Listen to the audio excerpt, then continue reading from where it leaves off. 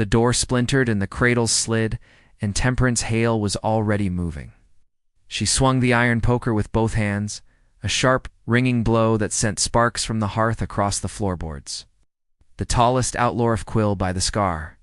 On his jaw-jerked back, Darrow Pike snatched the bundled baby from the quilt and turned for the threshold. Otis Crane shouldered the latch, hissed through his teeth, and jabbed a pistol toward her face. The room smelled of ash and milk. "Promise me he'll survive," she breathed, not to them, but to God, the rafters, anyone listening, as she drove. Forward again. Rafe caught the poker, yanked it free, and shoved her hard enough that she slipped on a fallen shawl. By the time she found her knees, the three were bursting into the night. The baby's cry thin, surprise cutting through the sleet sweeping down the single street of Brindle Ford. Temperance slammed out after them, bare feet striking ice skimmed. Boards of the porch, skirts heavy with spilled water. She ran. Lanterns flared along the lane as neighbors shouted, but the outlaws were shadows already bounding for the livery. Darrow vaulted the fence, and a dappled mare screamed as he tore her free. A rider came around the bend at a reckless gallop, male. Sacks banging his stirrups. He hauled up, snow dusting his hat brim. Temperance caught his boot, near fell beneath the chestnut's hooves. "Wyeth! Wyeth Lang?" she cried. They took Eben. "Ride. Please, ride." Wyeth had the kind of face that looked carved with a steady blade. No soft corners. He leaned down, grabbed her wrist, pulled her up, and kept the horse skipping. Sideways while his eyes took in the broken door, the fleeing shapes, the shock of her.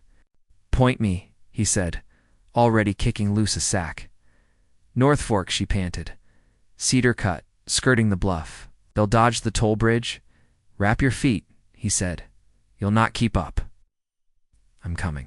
Wyeth hesitated. A breath, then swung wide, seized a wool blanket from his saddle roll, threw it to a woman hurrying from next door. "Bind her feet," he ordered.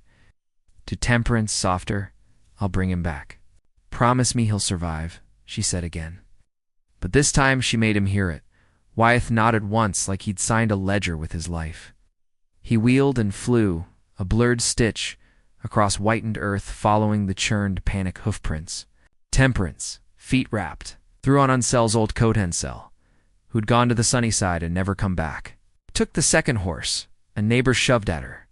Sheriff Dillard Pratt roared into motion with a half-buttoned coat and a Winchester.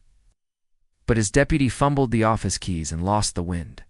They chased through orchard rows rattling with frost, breath-smoking bells on a far sleigh jangling. As if a cruel joke, at Cedar Cut's lip, Wyeth spotted what he needed, a strip of leather from Otis's saddle cinch, torn by haste. The outlaws had gone into the wash where the creek ran black under ice.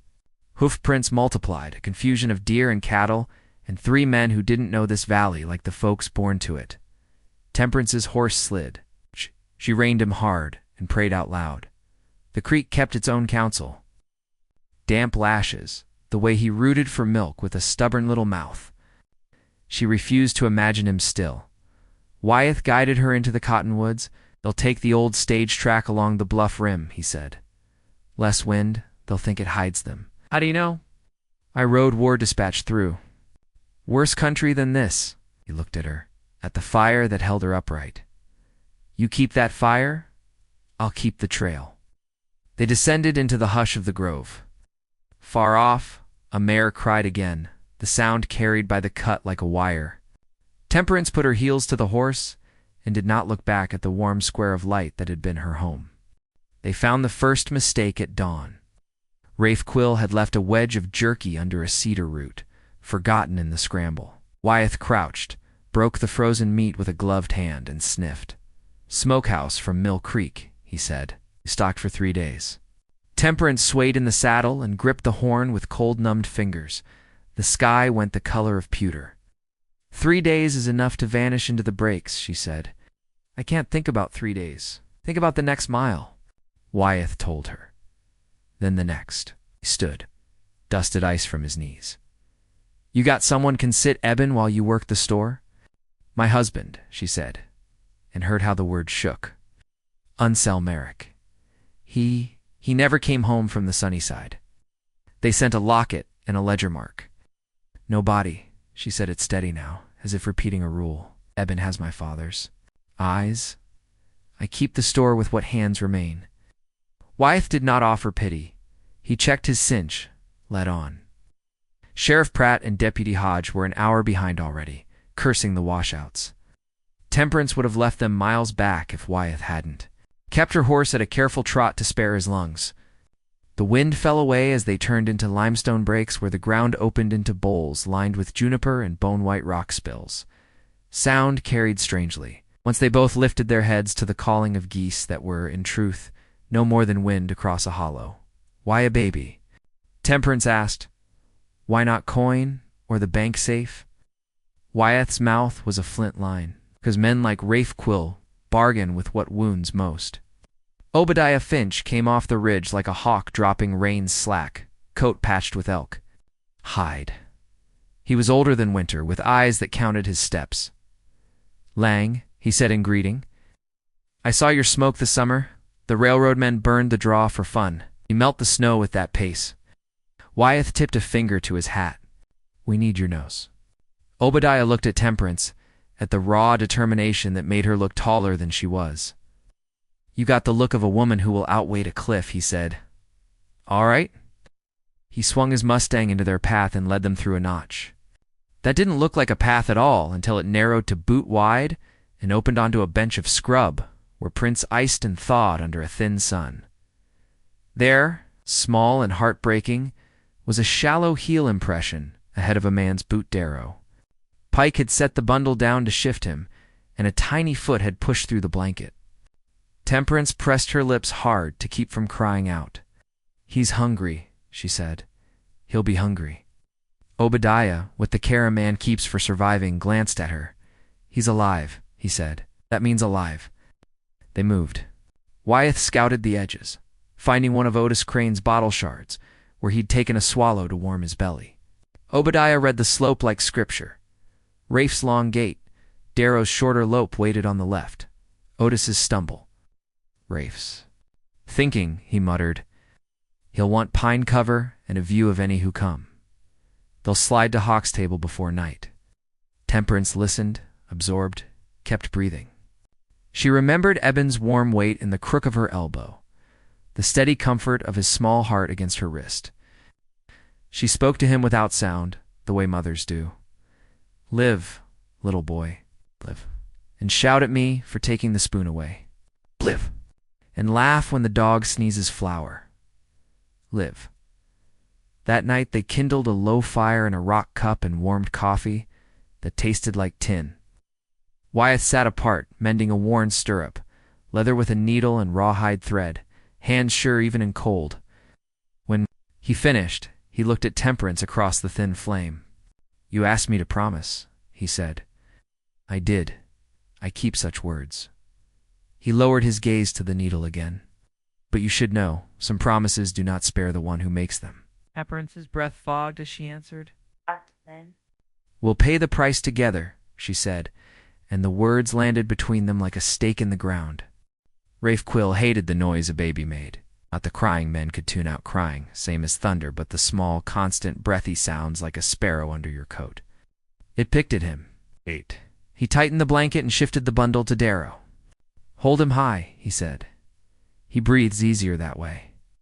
Darrow Pike, who'd signed on because there'd been too many days when the world ignored him, nodded.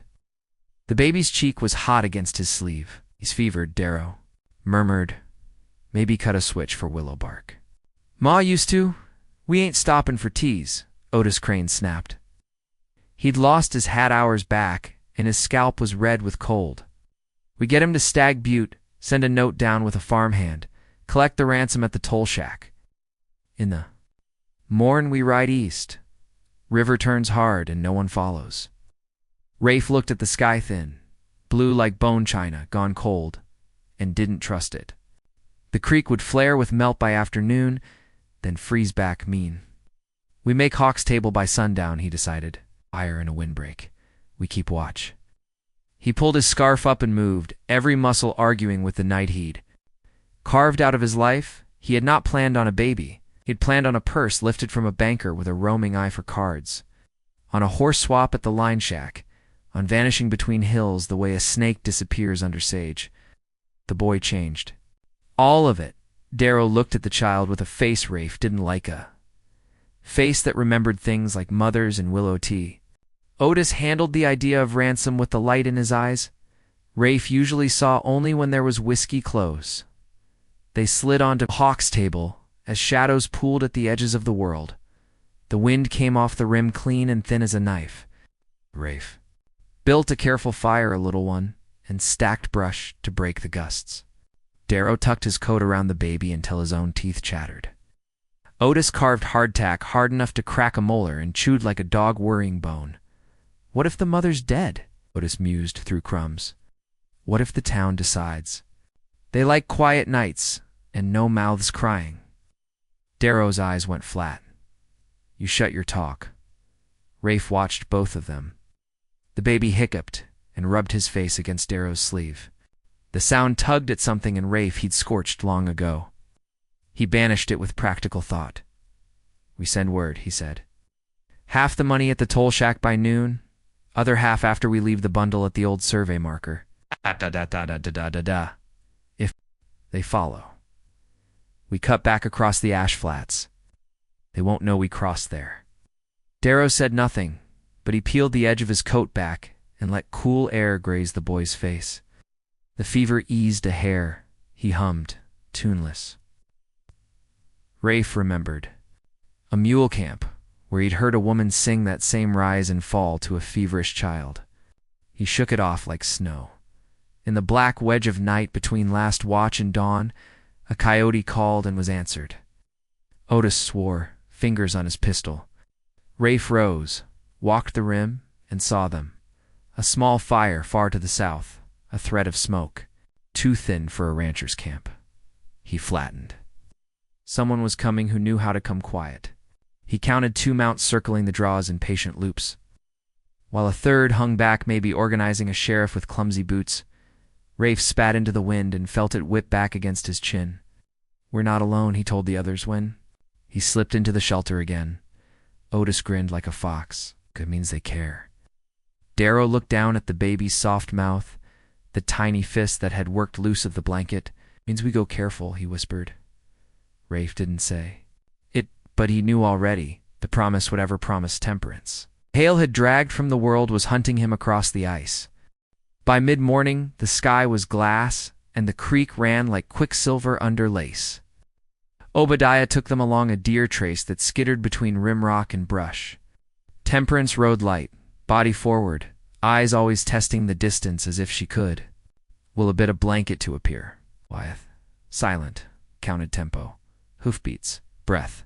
The slow, unnecessary chatter of Deputy Hodge far behind, fading blessedly with every rise. When the wind shifted, they smelled the smoke pinchosh and juniper.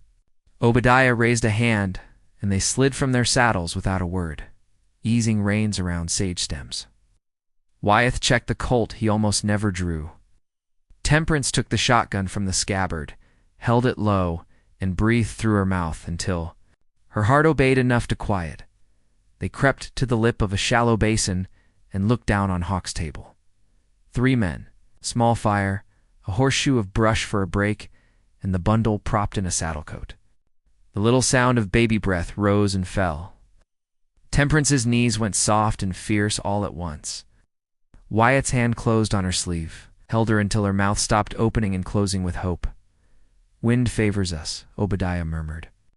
Come round left, stay below that limestone spill. Wyeth nodded. I'll go, he whispered. You give me a count of 100. I'm not back with him, you make noise. Big as thunder. Temperance shook her head. No, I go. Breath will shake, he said, not unkindly. It's no shame. Let me. He looked like a man walking into a bargain with light. She put the shotgun into his hands and took his pistol. He slid down the shale on his belly, slow as ice melt. Obadiah began to murmur numbers in a breath count that sounded like bees. Temperance watched Wyeth pause at a clump of winter bitter brush, then again at a low boulder, then flattened so completely she lost him. She found the baby's bundle with her eyes and refused to blink. 92, 93. Darrow Pike rose to stretch, arms high. Otis snored into his coat. Rafe walked the rim, head bent against the wind, counting an enemy he couldn't see. 98. Wyeth was beside the brush wall, 10 paces from the cradle of coats. Temperance could see the tiniest tremor in his fingers. She pressed the cold metal of the pistol grip until pain steadied her. Rafe turned. The world cracked.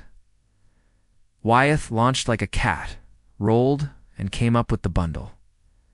Otis woke with a curse and a blind swing. Out there, Shouted, "Don't fire!" "Don't," as Temperance rose and screamed from the rim, the sound pulling every pair of eyes up for a blessed half-second. Obadiah loosed 3 thrown stones into brush on the far side. They hit with the exact weight of boot beats. Wyeth ran. Rafe fired once not at the man's back, but high and wide to shock. Wyeth didn't flinch. He cut around a juniper and climbed gravel like a goat, the baby tucked under his coat so only soft breath met the cold.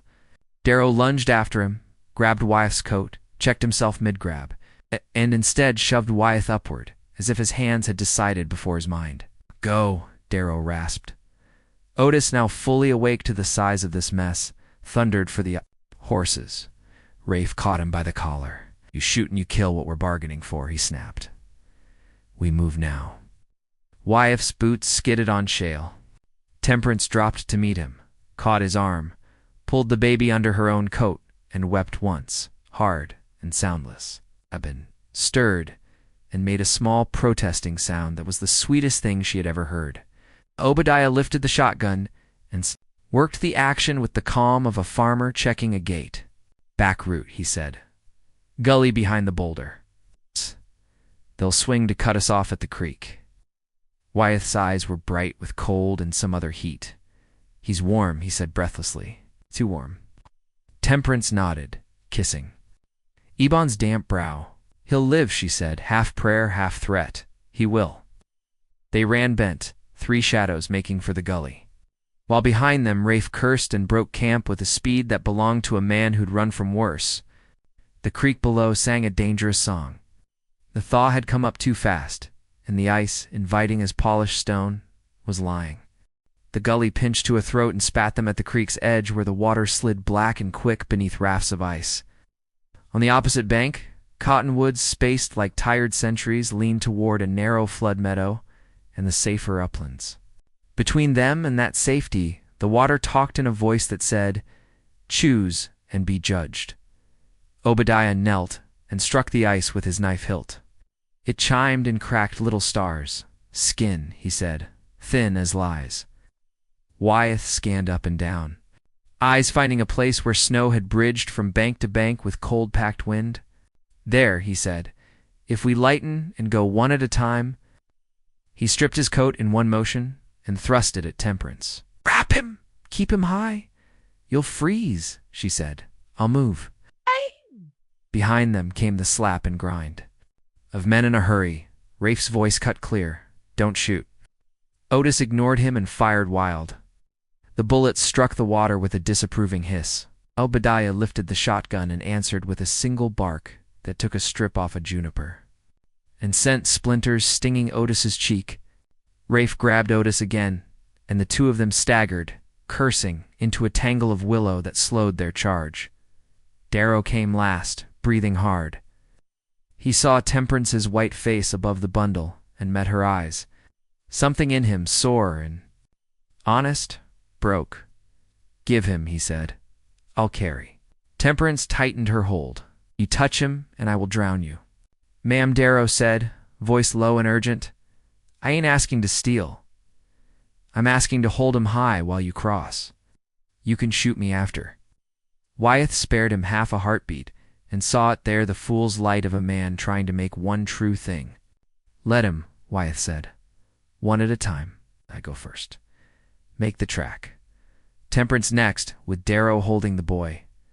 Obadiah after." Rafe shouted something they didn't catch. Wyeth stepped onto the snow bridge and moved like a man proving. He wasn't heavy. The crust flexed, popped, held. He reached the far bank and turned, breath, a bright white storm, hands wide. "Come," he called quietly. Temperance stepped.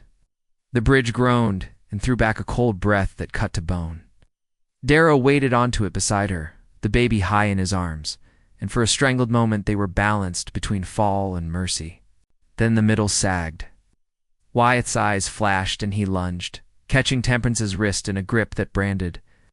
Darrow shoved the baby forward, arms outstretched, and Temperance took Eben with a sound pulled from the deepest place in her. Chest, the bridge tore. Wyeth yanked, hauling Temperance and Eben onto the bank in a flurry of snow and a wild scrabble of boots. Darrow dropped, punched through ice to his knees, and a sheet of water raced over his legs. He gasped, clawed forward, and Wyeth, cursing, threw himself flat and slid an arm back, catching Darrow's coat collar and dragging him, grating onto. The roots dawn on the far shore. Otis arrived too fast, saw the broken span, and laughed short and mean. He took a step onto the edge, and the ice betrayed him, collapsing with a hungry sound. He dropped like a stone. For a heartbeat, they all saw his hatless head bob once, twice, his mouth round with surprise and cold. And then the creek reached up and took him. The current shoved him against undercut roots and pulled him under without even the respect of a swirl. Rafe roared, a raw animal sound that collapsed into a useless word that might have been a name. He lifted his gun, aimed, and then lowered it again. He looked across the water at Temperance, at Eben tucked to her chest, at Darrow shivering and coughing up creek. He looked like a man reading a sentence with his own name in it. "Run," Obadiah said quietly. "They'll do their grieving later." Temperance ran. Wyeth chafed Darrow's arms hard enough to make heat, then shoved him forward with them. "You chose," he said without looking. "Make it count." They gained the flood meadow and climbed toward the upland pines, where the ground held the day's warmth like a secret. At the top of the rise, they found a winter cabin used by cowhands. The door sprung, but the walls sound. Inside, Wyeth fed a stove with a handful of split pine, and Temperance laid Eben on a bunk and worked at his fever with cool cloths and quiet words. Darrow set himself in the corner like a penitent and stared at his sodden boots. When Eben opened his eyes, heavy, dark, alive, Temperance's laughter came out as a sob. She looked up at Wyeth, and the look lit the room better than the stove did. Night deepened, and with it the muffled, close world of snow and stove. Ebon's fever eased by breaths. The color in his lips rose like a shy sun. Temperance fed him with a spoon, drop by slow drop, humming the hymn her mother had favored on. The longest Sundays. Wyeth stood by the door with his head cocked to listen and his fingers on the latch. Counting the spaces between the sounds outside, Darrow held a blanket around his shoulders and steamed like a horse after a run. "You saved him," Temperance said to Darrow, without looking up from the spoon. "You could have let the water have you." "I got tired of being the kind of man who lets the water have things," Darrow answered, voice simple. "Otis, he didn't deserve to go that way, mean as he could be. But he chose his step." "Rafe will come," Wyeth said. "Not now with water in his bones and ice on his boots, but come he will." Obadiah, who had fallen into a light doze with a hand still on his shotgun, opened one eye. "Come when the creek lowers. He'll wait on Pride until his teeth stop chattering." Temperance tucked the blanket around Eben and pressed her hand to his small chest, feeling the steady rise and fall that made meaning out of the whole world. Wyeth's gaze flicked to her hand and away again as if staring. Would burn him. He cleared his throat. "You should sleep," he said. She shook her head. "You promised," she answered, and smiled a little. So he understood she meant his promise was working, and that she saw him keeping it in the way he breathed quietly and stood between danger and the door. He didn't smile back exactly, but something in his face softened. "I was a courier the year the river ran red with silt," he said into the hush, voice level. "Rode through flames once when a prairie fire cut short. After that, ordinary cold, ordinary dark. They don't move me much." "What does?" she asked. He looked at the small rise and fall under the blanket, then at Temperance, the strong spare lines of her, the stubborn set of her jaw. "This," he said simply. Obadiah sat up fully and coughed to remind the room he existed. "I'll take first watch," he said, "Rye, before you two set to writing poetry on the stove door." Darrow's mouth twitched at the corner, and the spell of heavy fear eased a notch. They settled into turns Obadiah, then Wyeth, then Temperance, while the men stole a scatter of minutes' sleep. In her hour, she stood with the shotgun and listened to the night talk in its small ways. The stove sighs, the nibble of a mouse under the floor, the long, far bark of something, four-legged and untroubled by human vows. Just before dawn, the wind shifted. Wyeth, awake without a sound, joined her at the door. "They're here," he said, not as fear, but as fact. Rafe Quill came up the slope alone, slow, hands empty, hat in hand. The dawn made his face older. He stopped 10 paces from the threshold. "I came for my man," he said. "Otis, he's gone," Wyeth answered. "The creek took him." Rafe closed his eyes once, briefly, like a man taking a punch that finds the same bruise twice. When he opened them, the gunman's shine was gone, and in its place sat a weary, dangerous resignation. "Then I come for the only thing I can still choose," he said. "I'll ride with the sheriff and hang quiet. But I'll see the boy breathe first." His gaze cut to Temperance. "I never wanted your grief. I wanted a purse. The world's. Meanness chose for me." He drew a breath that scraped. "Let me see he lives." Temperance looked at Wyeth. Wyeth looked back with a question that was also a warning. She nodded. "Through the window," she said. "You'll not set foot inside." Rafe stepped to the small pane, took in one long look at the slow. Certain rise and fall under the quilt, and his shoulders settled like someone laying down a sack. He put his hat back on and turned. "Darrow," he said, without looking, toward the cabin. Voice aimed at the wall as men aim truth when it's too unsparing for eyes. "You do what your hands did back there. Tell them. Tell them I didn't shoot. Tell them I looked. That's all." Darrow swallowed. "I'll tell it straight." Rafe tipped his hat to the window, a gesture oddly courtly. "Then it's done." He walked down the slope toward the creek and the trail that would lead to Sheriff Pratt. He went like a man who'd found his fate on a map and chosen to walk it. The town did not take kindly to tidy endings. By noon, word had gone ahead of Rafe Quill and swollen like a river meeting spring melt. Sheriff Pratt cleared the way through a street suddenly crowded with men who had immediately remembered the livestock Rafe had once stolen from their cousin's friend. The jail smelled of cold iron and old bread. Rafe stepped inside without drama and sat. The trouble came with the night. A pair of saddle tramps who'd ridden with Rafe some winter past decided the legend would not end in a quiet cell. They cut the telegraph wire a mile out and rolled into Brindle Ford with lanterns doused, faces smeared with hearth ash, pistols hung low like bad decisions. They did not account for a woman who had been asked to live without and refused. Temperance had settled Eben in the back room of the Mercantile under quilts and prayers, a fever tamped to low embers. Wyeth refused to leave the storefront and sat by the stove with a rope in his hands, plating without looking, the motion steadying his thoughts. Darrow waited outside like a scarecrow, too thin for his coat, eyes too bright. Obadiah perched on the roof, shotgun across his knees, looking like a carved crow on a church peak. When the two men came, it was with speed and noise, because they understood neither the place nor its people.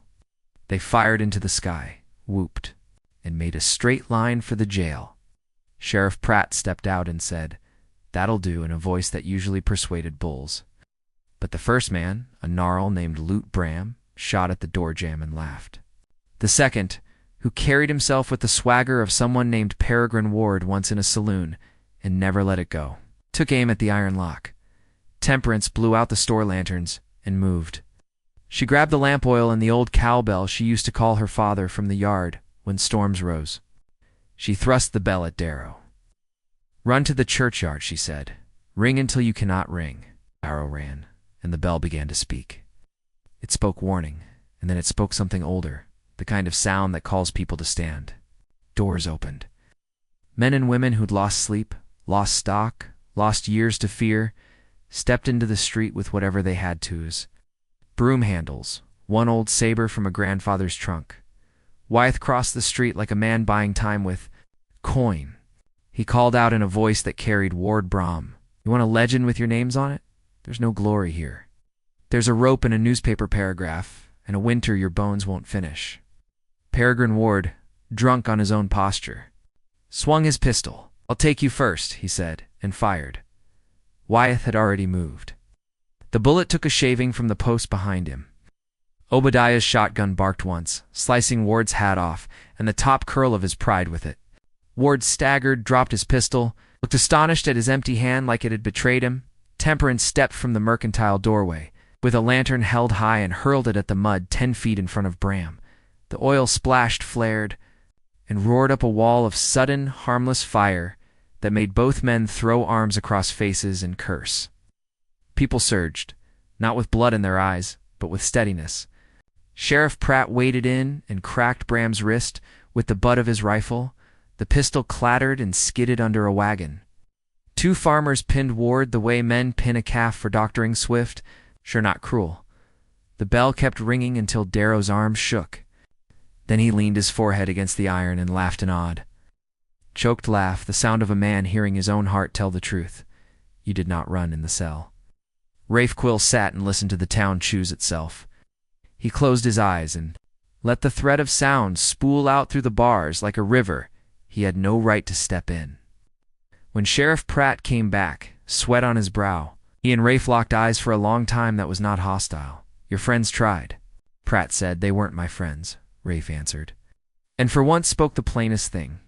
Part 8 spring hesitated that year, as if it didn't trust the ground. The snow went in fits, revealing rags of last summer's grass, and then covering them again, like a shy guest with a shawl. Ben laughed for the first time under a scrap of blue sky, a bright, bubbling surprise that made Temperance press her hand to her chest as if the sound might escape and she needed to hold it. The circuit judge arrived in a wagon with one wheel wrapped in a rawhide band. He carried a law book, a gold watch, and the expression of a man who had sat on too many rickety chairs. He convened court in the Grange Hall, where the smell of stored wheat and soap mixed with the starched hopes of a town that wanted to do this new thing right. Rafe Quill stood and heard the charges list the worst of him and some that had been borrowed by rumor. He did not protest the true ones. When Darrow Pike took the stand, his voice didn't shake. He told about the creek, about the choice to lift the baby high, about the way Rafe fired wide when he could have fired center. The judge listened, thumb on his watch chain. Fred added his own observations in sparing words. Obadiah Finch said 3 sentences that weighed more than most men's sermons. The judge rubbed the bridge of his nose and finally spoke. Territory can be a hard place, he said. Hard on souls as much as on boots. Gotta find a way to make justice and mercy live in the same house. He looked at Rafe. I can't set aside what you've done, but I can choose the rope or the cell. He chose the cell, with years enough to make a man gray, if he came out at all. As for Darrow Pike, the judge cleared his throat and looked at Temperance. You owe this town hours, he told Darrow. You'll pay him. Stacking, digging, hauling, rebuilding fences after thaw. You run, I'll set a price on your shame and it'll be high. You stay. You might finish the work on yourself, I see started. Darrow nodded and said, yes, sir, like a boy at last, willing to mind. When court adjourned, the Grange Hall emptied into a morning bright enough to be believed. People drifted toward the mercantile without deciding to. We huddled toward warmth by habit. Wyeth stood outside the door with his hat in his hands, turning it by the brim. Temperance came out with Eben on her hip, his fist closed on her apron. String like he owned the world and wanted a better grip. Wyeth cleared his throat. I'll ride come Sunday, he said. The mails stacked at Greeley Station. World keeps spinning. Temperance looked at the road beyond his shoulder, that long, thin line that had taken and brought her back pieces of life. You could ride out with an easier heart. If you knew someone was brewing coffee in the mornings, you came through, she said, voice casual and not casual at all. He swallowed and smiled with one side of his mouth. I might ride slower, he admitted. Slow ain't a sin. Obadiah offered as he shuffled past, pretending hard that he hadn't heard every word. Sometimes it's the only way to keep a horse sound. Wyeth sobered. I've got no right to ask anything that would crowd your grief, he said. Unsel Merrick wore the name husband in this town. I won't step on a dead man's coat. Temperance shifted Eben to the other hip and met his gaze straight. Unsel wore it honest, she said. But I can love what was and choose what will be. Those things don't quarrel as much as folks pretend. And this is a hard place, she added with a small smile, where justice and mercy live in the same house. Wyeth exhaled, long and slow, like a rider after a climb. Then I'll ride Sunday, he said softly. But I'll come back Tuesdays and Fridays on purpose. And Wednesdays when you forget something I told you we needed, she returned. And for the first time in too long, the teasing sound in her voice rang true. The thaw finally committed, the creek gentled to a conversational murmur, and the cottonwoods put out a mist of green like shy laughter. Darrow Pike dug post holes with a will, sweat salt in his eyes and blisters healing to tougher skin. He slept in the church loft and ate whatever was handed him with thanks. Some men spat when they passed. Others sent boys to help for an afternoon and pretended the boys had thought of it themselves. Sheriff Pratt watched without comment and counted the days with care. Rafe Quill's name quieted. Whittled small birds from peach pits and gave them to any child who came by the window with bread. He neither begged nor blustered. When a spring storm rattled the tin roof, he closed his eyes and remembered a baby's breath, and the memory did what sermons never had. Wyeth Lang rode the mail with a rhythm that matched the town's heartbeat. And on Tuesdays, Fridays, and the kind of Wednesdays where a man finds he missed something he didn't know he needed, he stopped at the Mercantile. He carried flour and news and a look that started at Temperance's face and ended, inevitably, on Eben's latest trick standing, with a hand on the counter, making a sound that meant horse when the bell above the door jingled. On a day, soft as bread, the town strung bunting across Main Street for the first market fair of the season. Tables sagged with pies and saddle soap, sauerkraut, and socks. A fiddler sawed something that pulled feet into time whether they'd consented or not. Temperance stood with a basket of ribbon and penny candy, Eben on her hip. Watching every second, as if she feared to blink might erase it, Wyeth came with a new shirt, a gift, from someone too proud to say so, and a nervousness that made him check his pockets 3 times. Stepped up to the makeshift Diessa flatbed, with a quilt hand, cleared his throat toward a man who'd once spoken to regiments and now found 20 neighbors formidable. Folks, he said, I ride for the territory. I'm gone more days than I'm here. But my horse starts turning by itself when we hit Brindle Ford because there's a place I want to stop, a place I want to belong. If there's a woman here who will have me, who will let me be a father where a father was taken, and a husband where a husband is remembered, then I aim to stand and try with all I've got. The world hushed for a beat that felt like a leap. Temperance stepped onto the quilt and did not look away. This town watched me grieve, and it watched me refuse to be finished, she said. It watched a promise be kept. It watched a man who didn't owe me one thing, put his life where my words were. I will marry you, Wyeth Lang, and we will keep this store and this baby and this town the best we can. Eben clapped a sticky hand on her cheek and crowed. Someone laughed and someone else cried. Sheriff Pratt whooped in a way he would later deny. Obadiah Finch shook his head as if people had finally decided to make sense, and he was glad to be present for the rare occasion.